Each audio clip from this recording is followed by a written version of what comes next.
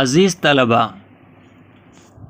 آج ہم جماعت 12ویں کی درسی کتاب کے حصہ نثر سے سبق نمبر 5 لیفٹینی کی مشکلیں پڑھنے والے ہیں، جس کے مصنف کرنل محمد خان ہیں۔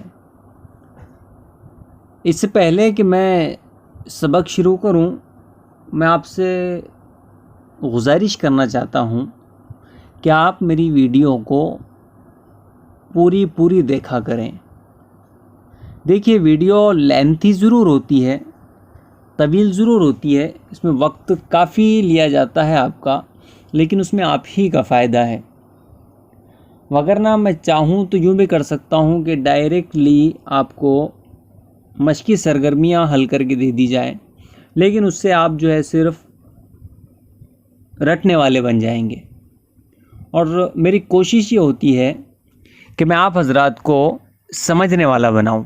ایک بار آپ نے کسی چیز کو سمجھنا سیکھ لیا اکارڈنگ ٹو آور سلیبس، ہمارے سلیبس کے مطابق اگر آپ نے اس کو سمجھنا سیکھ لیا تو پھر میں نہیں سمجھتا ہوں کہ آپ کو یہ چیزیں رٹنی پڑے گی، کیونکہ اکثر اوقات اس میں سوال جو پوچھے جاتے ہیں وہ اس لحاظ سے پوچھے جاتے ہیں کہ آپ کس طرح کر پاؤں گے، یعنی کہ ذاتی رائے والے سوالات۔ تب اس میں یوں ہوگا کہ جب آپ اس کو سمجھنا سیکھ لیں گے تو پھر آپ اس کو اپنی اون لینگویج میں آپ کے اعتبار سے جیسا چاہے ویسا لکھ سکتے ہیں۔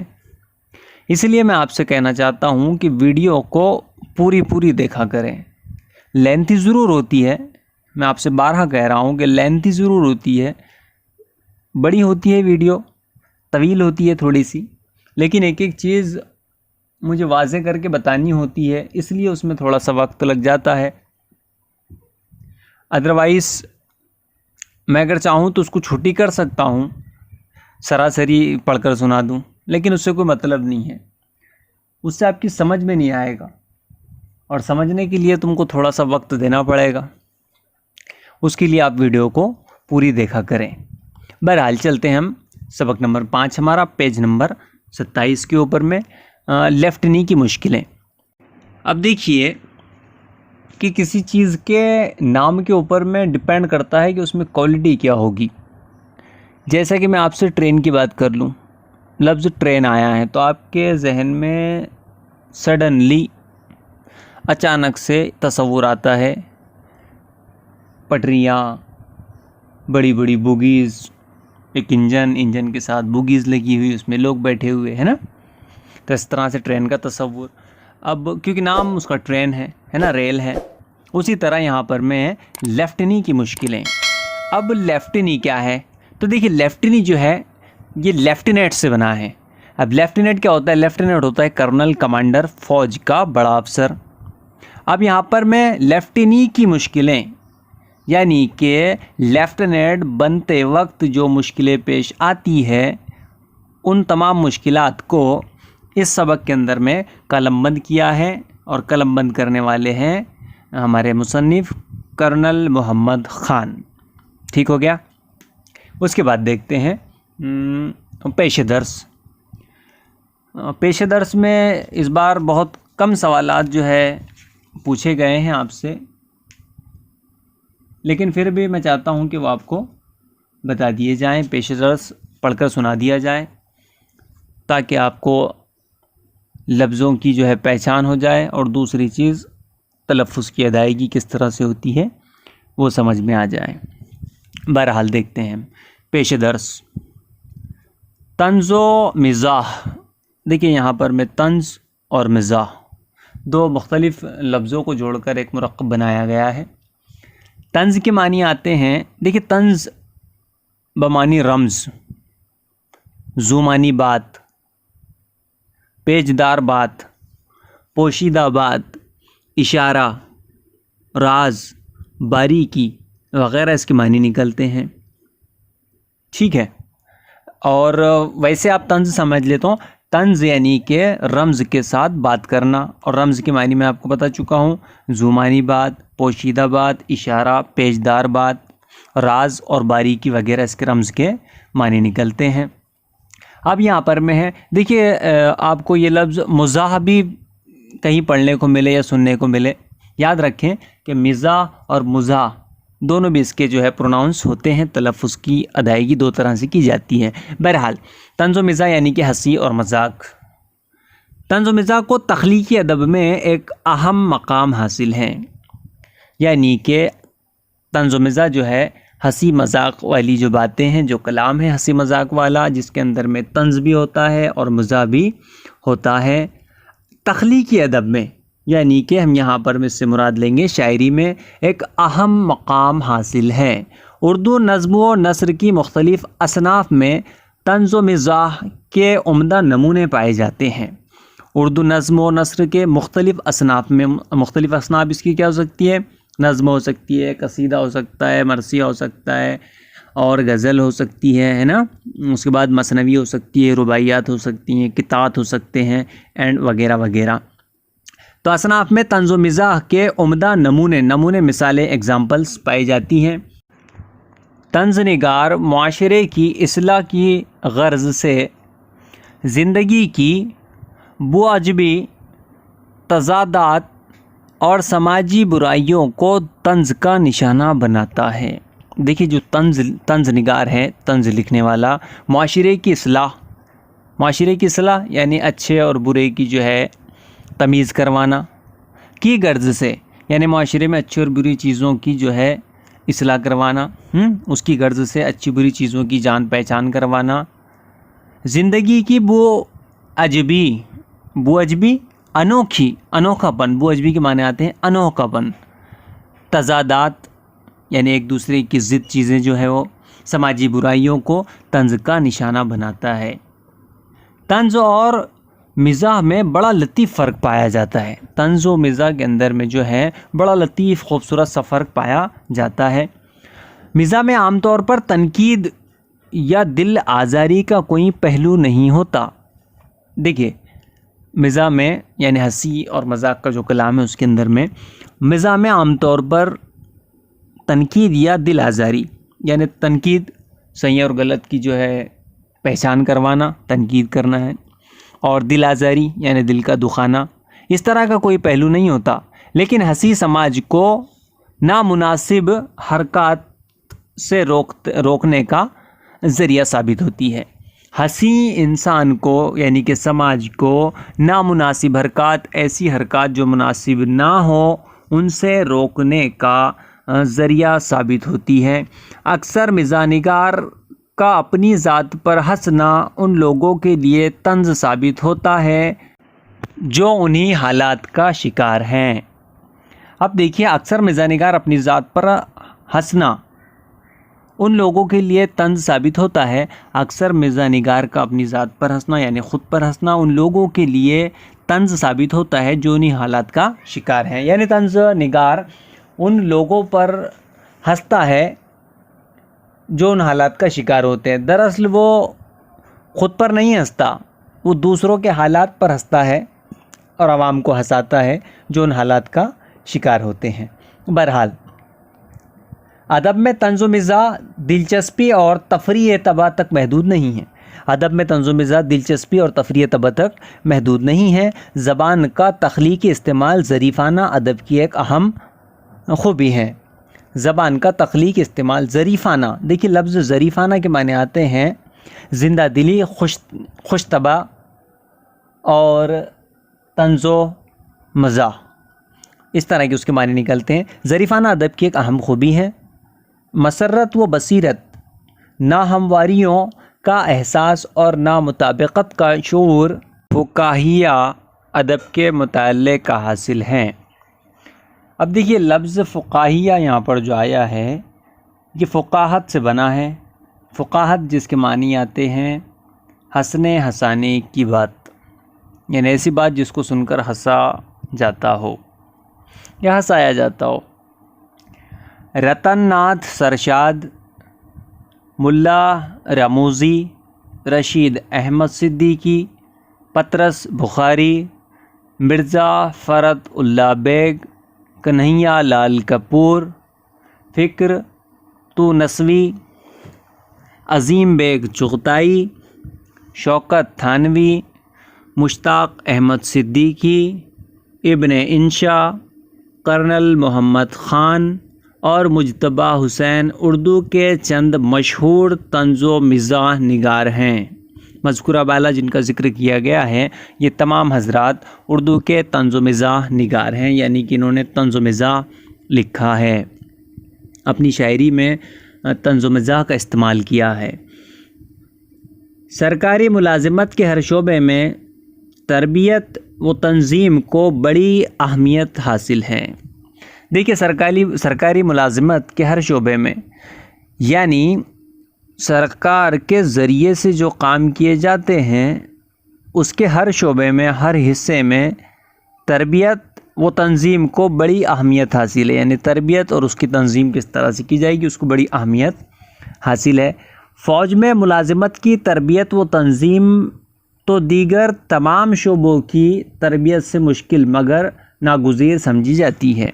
دیکھیے فوج میں ملازمت کی تربیت، یعنی فوج میں جو ملازم ہوتے ہیں ان کی تربیت تو دیگر تمام شعبوں سے، یعنی کہ سرکاری فوج کے علاوہ جو دوسرے شعبے ہیں اس میں وہ تمام شعبوں کی تربیت سے مشکل ہے مگر ناگزیر سمجھی جاتی ہے، مگر وہ جو تربیت ہے ناگزیر سمجھی جاتی ہے، یعنی کہ لازمی اور ضروری سمجھی جاتی ہے۔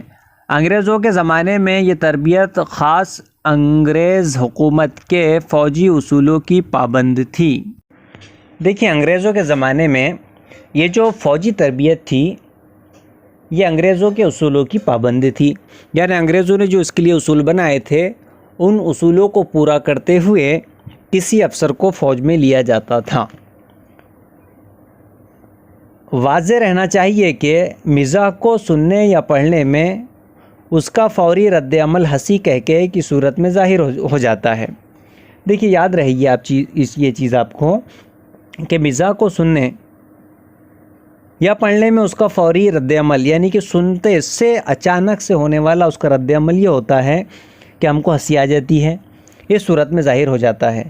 لیکن ظرافت فقاہیات کا ایسا تصور ہے جو کسی متن کا حصہ ہو تو پڑھنے والے کو پہلے اس پر کسی قدر غور کرنا پڑتا ہے، پھر اس کے معنی کھلتے ہیں تو ہنسی کہکہے کا نتیجہ ہو سکتا ہے۔ ظرافت بھرے جملوں کا اثر دیر پا ہوتا ہے۔ دیکھیے ایسے جملے جس میں ظرافت و ہنسی مذاق ہو اس کا اثر دیر پا ہوتا ہے، یعنی کہ دیر تک رہتا ہے، یعنی اس سے وہی لطف و سرور حاصل ہوتا ہے جو انشائیے کے مطالعے سے مخصوص ہے۔ اسی لیے طنز و مزاح سے ادب میں ظرافت کی مثالیں کمیاب ہیں، نادر ہیں، نایاب ہیں۔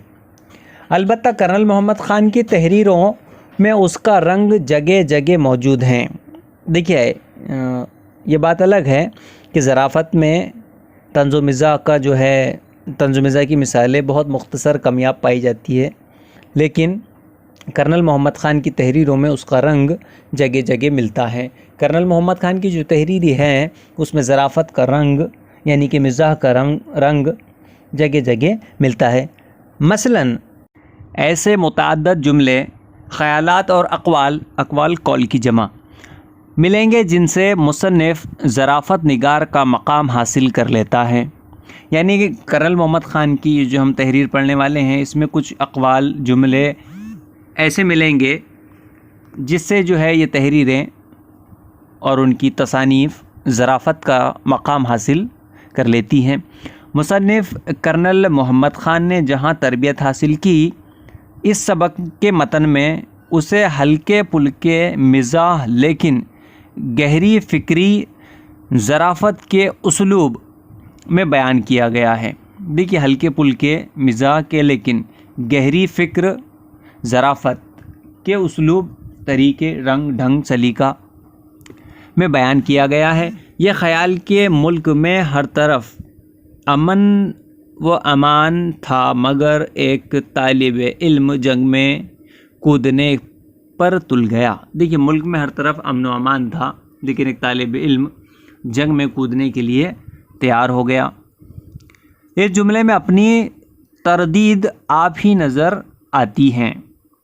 تردید جواب دینا، یعنی اس جملے میں جو جواب، اس جملے کا جو جواب ہونا چاہیے اس میں آپ ہی خود بخود نظر آ جاتی ہے. یعنی امن و امان اور جنگ میں کودنے کا تضاد یہاں محض تضاد نہیں، ایسی صورتحال ہے کہ دوسری بات تو ناقابل قبول، یعنی جس کو قبول نہیں کیا جا سکتا مگر اسے قبول کرنا مجبوری ہے. یہ خیال امن و امان پر طنز ہی ہے. بہرحال یہاں پر میں ہمارا پیش درس مکمل ہوتا ہے. اس کے بعد ہم جان پہچان والا حصہ دیکھتے ہیں. وقت ضائع کیے بغیر چلیے دیکھتے ہیں جان پہچان. جان پہچان: کرنل محمد خان 5 اگست 1910 عیسوی کو ضلع چکوال کے قصبہ بلکسر پنجاب میں پیدا ہوئے. انہوں نے اپنی ابتدائی تعلیم کا آغاز چکوال سے کیا. انہوں نے 1934 عیسوی میں پنجاب یونیورسٹی سے اقتصادیات میں ایم اے کی ڈگری حاصل کی. کرنل محمد خان فوج کے شعبہ تعلیم کے ڈائریکٹر رہے. نیز یعنی یہاں تک انہوں نے برطانوی راج میں ہندوستانی فوج میں بھی کام کیا اور دوسری جنگ عظیم میں مشرق وسطی اور برما کے محاذ پر بھی خدمات انجام دیے. دیکھیں یہاں پر میں لفظ جس کے معنی آپ سمجھ لیں نیز، اس کے علاوہ برطانوی راج یعنی انگریزوں کی حکومت جو تھی، اور اس کے بعد مشرق وسطی یعنی مشرق کے درمیان والا علاقہ جس میں برما کے محاذ کہتے ہیں، جنگ پر بھی خدمات انجام دیے. کرنل محمد خان کو طالب علمی کے زمانے ہی سے تحریر و تصنیف کا شوق تھا. طالب علم کے زمانے سے وہ تحریر اور تصنیف کیا کرتے تھے. ان کی پہلی تصنیف بجنگ آمد ان کے زمانہ جنگ میں گزاری ہوئی داستان حیات ہے. یعنی ان کی پہلی تصنیف بجنگ آمد میں ان کی زندگی کے وہ حالات لکھے گئے ہیں جو انہوں نے جنگ کے زمانے میں گزاری ہیں. زیر نظر مضمون لیفٹنی کی مشکلیں اسی کتاب سے ماخوذ ہیں. یعنی جو ہم مضمون پڑھنے والے ہیں لیفٹنی کی مشکلیں، یہ کتاب بجنگ آمد سے لیا گیا ہے. ان کی دیگر تصانیف بسلامت روئی اور بزم عاریہ شائع ہو چکی ہیں. 23 اکتوبر سن 1999 کو کرنل محمد خان کا انتقال ہوا. جنوری 1940 عیسوی میں ہر چند کے، دیکھیے ہر چند کے جو معنی آتے ہیں کتنا ہی کیسا ہی. اب یوں سمجھے اس کو، جنوری 1940 عیسوی میں کتنا ہی اور کیسا ہی ہر چند کے پولینڈ اور ہٹلر کے دوسرے ہمسائے پڑوسی جرمن بمباروں اور ٹینکوں کے درمیان ایسی پرسکون زندگی بسر نہیں کر رہے تھے. دیکھیے جرمن کے جو گردنوہا کے علاقے ہیں وہاں پر میں بمباریں اور ٹینکوں کے درمیان، بمباریں یعنی کہ وہاں پہ بمباری ہو رہی تھی، ٹینکوں سے جو ہے آتش زنی کی جا رہی تھی. پولینڈ اور ہٹلر، یعنی کہ دیکھیے کل ملا کر آپ یہ سمجھیں کہ جنوری 1940 میں کیسا ہی پولینڈ اور ہٹلر کے دوسرے ہمسائے یعنی پولینڈ اور جرمن کے ہمسائے اڑوس پڑوس والے ممالک کے لوگ بمبارے اور ٹینکوں کے درمیان ایسی پرسکون زندگی بسر نہیں کر رہے تھے. کیسی پرسکون زندگی بسر نہیں کر رہے تھے؟ تاہم باقی دنیا بفضل خدا خیریت سے تھی. جرمن کے گردنوہا کے لوگ ٹینکوں اور بمباروں کے درمیان میں ایسی پرسکون زندگی بسر نہیں کر رہے تھے. پرسکون یعنی جس میں سکون ہو، بسر کرنا یعنی کہ گزارنا، ایسے اطمینان کے ساتھ زندگی نہیں گزار رہے تھے. تاہم پھر بھی باقی دنیا بفضل خدا خیریت سے تھی. باقی دنیا خدائے تعالیٰ کے فضل سے خیریت سے تھی. اور ہمارے اپنے ملک ہندوستان میں تو انگریزوں کی برکت سے اس شدت سے امن برپا تھا کہ شیر بکری ما جملہ ہندوستانیوں کے ایک گھاٹ پانی پی رہے تھے۔ دیکھیے سبق کی ابتدا ہی میں کرنل محمد خان نے بڑا میٹھا سا طنز کیا ہے انگریزوں پر۔ ہندوستان میں جب انگریز حکومت تھی تو کیا ایسے ہو سکتا ہے کہ شیر بکری ایک ہی گھاٹ پر پانی پی رہے تھے تمام ہندوستانیوں کے ساتھ؟ جی بالکل نہیں، جبکہ یہاں پر بھی کوئی لوگ خوشی سے زندگی نہیں گزار رہے تھے۔ جس طرح پولینڈ اور ہٹلر کے جرمن ہمسائے بمبارے اور ٹینکوں کے درمیان اپنی زندگی بسر کر رہے تھے، اسی طرح کی زندگی یہاں پر میں ہندوستانی یعنی کہ ہم لوگ بسر کر رہے تھے۔ اور کیسی زندگی بسر کر رہے تھے؟ دیکھیے شیر اور بکری ماں جملہ ہندوستانیوں کے ایک ہی گھاٹ پانی پی رہے تھے، یعنی کہ شیر بکری ایک ساتھ کبھی پانی پی سکتے کیا؟ بالکل نہیں پی سکتے، یہاں پر میں کوئی بھی پاسبلٹیز نہیں ہے۔ بہرحال چنانچہ صلح و آتشی یعنی کہ امن و امان کے اس خوشگوار ماحول میں کسی کو گمان تک نہ تھا کہ عین اس وقت ملک کے ایک گوشے میں ایک اہم جنگی واقعے کی ابتدا ہو رہی ہے، یعنی لاہور میں ایک نوجوان کالج چھوڑ کر جنگ میں کود پڑنے پر تل گیا ہے۔ یہ نوجوان میں ہی تھا۔ اب دیکھیے کرنل خان صاحب یہاں کہتے ہیں چنانچہ صلح و آتشی کے اس خوشگوار ماحول میں یعنی کہ امن و امان کے اس خوشگوار ماحول میں کسی کو گمان تک نہ تھا، یعنی کسی کو گمان کے معنی آتے ہیں یقین، بھروسہ، اعتماد۔ کسی کو یقین نہ تھا، کسی کو بھروسہ نہ تھا، کسی کو اعتماد نہ تھا کہ عین اس وقت، بالکل اس وقت ملک کے ایک گوشے میں، گوشہ یعنی کہ کونا حصہ، ایک گوشے میں ایک اہم جنگی واقعے کی ابتدا ہو رہی ہے، یعنی کہ کرنل محمد خان جنگ میں جانے کی تیاری کر رہے ہیں۔ یعنی لاہور میں ایک نوجوان کالج چھوڑ کر جنگ میں کود پڑنے پر تل گیا ہے، یہ نوجوان میں ہی تھا۔ کون تھے وہ نوجوان جو جنگ میں کود پڑنے پر تیار ہو گئے تھے؟ وہ تھے کرنل محمد خان، جو کہ ہمارے اس سبق کے مصنف ہیں۔ بہرحال وقت کا بھی تقاضا ہے، وقت کافی ہو رہا ہے۔ اب میں چاہتا ہوں کہ آپ لوگ اس کو اچھی طرح سے سمجھ لیں اور پھر اس کے بعد مجھے کمنٹ سیکشن میں یہ بتائیں کہ اس کا آپ کو نیکسٹ پارٹ یعنی کہ اگلا حصہ چاہیے کہ نہیں چاہیے۔ اگر آپ کو چاہیے تو آپ مجھے کمنٹ سیکشن میں بتائیں، وگرنہ میں اس کی ڈائریکٹ سرگرمیاں اپلوڈ کر دوں گا۔ اب سرگرمیاں اپلوڈ کرنے سے صرف آپ کو یہ فائدہ ہوگا کہ آپ جواب دینے کے قابل ہو جائیں گے، وہ بھی رٹ کر۔ لیکن اگر آپ اس کے دوسرے حصے آسانی سے سمجھ لیتے ہیں اور یاد رکھ لیتے ہیں اس کو، تو پھر آپ اپنی اون لینگویج میں اس کو آسانی سے لکھ سکیں گے اور خوب نمبرات حاصل کر سکیں گے۔ اب یہ آپ پر منحصر ہے کہ آپ کو اس کا دوسرا حصہ چاہیے یا پھر مشقی سرگرمیاں، دو میں سے کوئی بھی چیز اگر آپ کو چاہیے تو مجھے آپ کمنٹ سیکشن میں بتا دیں، پھر میں اس لحاظ سے اگلی ویڈیو اپلوڈ کروں گا۔ آپ کہیں تو پھر مشقی سرگرمیاں، یا پھر آپ کہیں تو اس کا دوسرا حصہ۔ یہ طے آپ نے کرنا ہے کہ آپ کو مشقی سرگرمیاں چاہیے یا حصہ چاہیے اس کا دوسرے والا۔ بہرحال وقت کافی ہو رہا ہے، مجھے دیجیے اجازت، پھر ملتے ہیں نیکسٹ ویڈیو میں۔